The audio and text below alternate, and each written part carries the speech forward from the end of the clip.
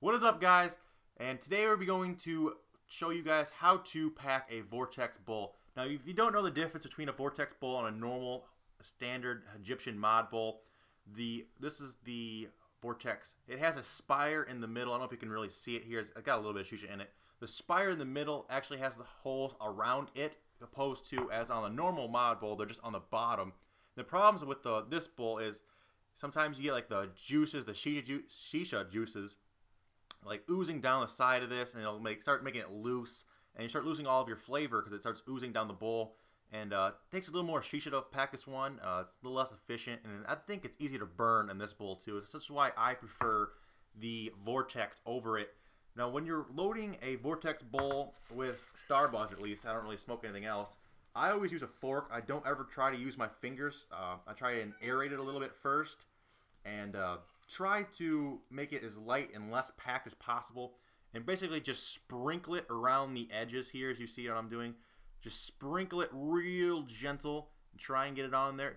You're going to be surprised at how little shisha you use when you use this bowl.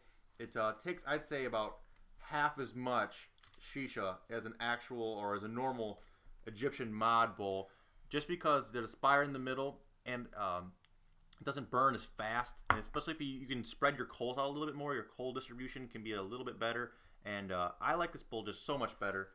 And I hope you guys will take the time out and go buy one of these. It will improve your hookah smoking a lot.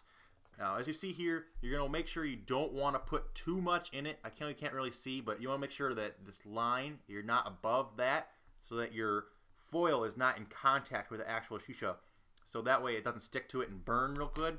Now, some hookah tips you want to do real quick. You want to take your poker here, and you want to go around the spire real quick, just a couple times, just to move it away from those holes. Just make sure it's aerated real good, and just make sure that it's a good half, not an inch, but like a good half-inch away from the holes. And like I said, not too much that it's above the line we were talking about. Now, when you put I use two sheets of foil, aluminum foil.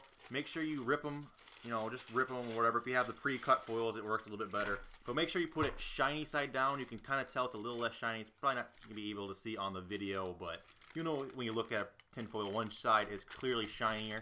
Just wrap it over real good, real tight, and then do another one of the same. Just grab another piece of tin foil, about the same. Doesn't have to be uniform, just has to be big enough. And like I said, you can get the pre-cut ones. They're a lot nicer, but you have to buy them, and it's a little more expensive.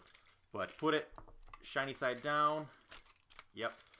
Cover it up real good, just like that. Make sure you don't push down on it, because that way it'll come in contact with the shisha. Like I said before, you don't want that happening.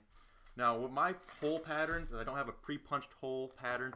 What I usually do is I go one down, all the way down, two all the way down, and make a star all the way down, a big hole that go all the way down into the shisha, and then I make a bunch of smaller little holes that don't touch the shisha. They just go barely through the tin foil. Just make a bunch of those around, but you don't want to get the holes too close to the center, because like where that spire's at, it's right about there. You don't want to be too close to that, so just stay a good half-inch away from that, and just poke a bunch of holes. It's just random pattern. You can make a pattern if you want, it doesn't really matter.